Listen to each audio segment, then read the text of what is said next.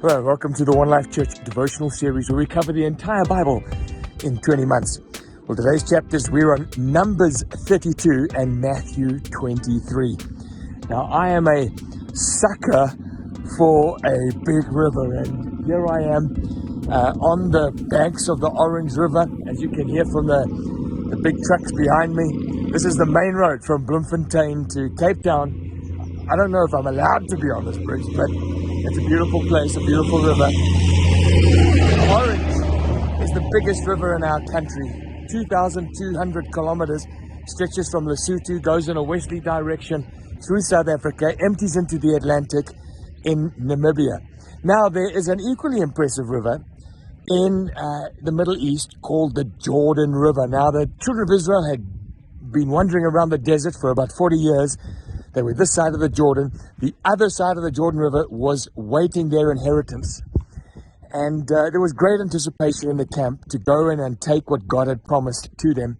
But there were a couple of tribes, the Gadites, the Reubenites, who said, listen, we don't want to go over the river. We want to keep our flocks this side. If you look this side, there's some really lush pasture land, which is obviously what's conducive to farming next to rivers.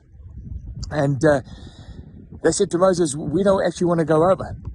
Moses said to them, you're sounding just like your ancestors, man, who caused us to wander around in the desert, not wanting to accept what God has given. They said, no, it's got nothing to do with being scared of the giants.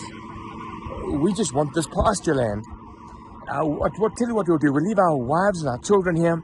We'll strap our swords to our waist. We'll go and make sure that you take your inheritance, defeat those giants, and then we'll come back and farm here. And Moses agreed to that. You see, God is very much for us as believers, as his people, living not for ourselves, but living for others, helping others take our inheritance. A great little story to wind up the book of Numbers. But the book of Matthew, chapter 23, is a hectic chapter. It's Jesus taking on the Pharisees.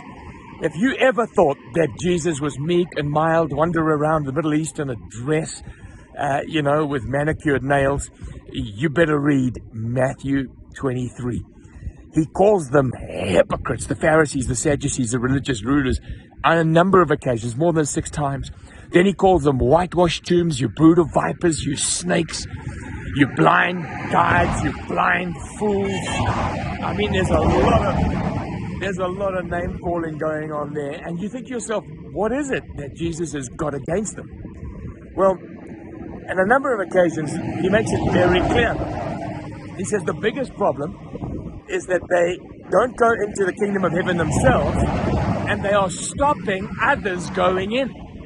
In their blindness, in their teaching, in their hypocrisy, they're closing the door for people to meet with Jesus and go into the kingdom. In addition to that, he says to them, you're just like your ancestors who killed the prophets. You say that if you weren't born in this generation, you're born then, you wouldn't have been one of those who killed the prophets, but you are. And he says, well, why don't you just go and finish up the job that your ancestors started? And he's speaking about, taking him out. And so there were these 3 things Jesus had against them. 1, their hypocrisy. 2, that they were keeping people from the kingdom. And 3, that they were going to be persecutors of the church. And so Jesus comes at them. And so what we see, I don't know what you see in this chapter, but this is what I see. Jesus, fierce, wanting his people free. Fierce, wanting his people to see the kingdom and to see him. Fiercely defending them, fiercely protecting them, and standing up against the nonsense that comes into the church and through the church. And so I trust as you read these chapters, you have a glimpse of Jesus, your defender, Jesus, your king, Jesus, your mighty warrior. And with that, we're going to end. We're going to head off onto Cape Town.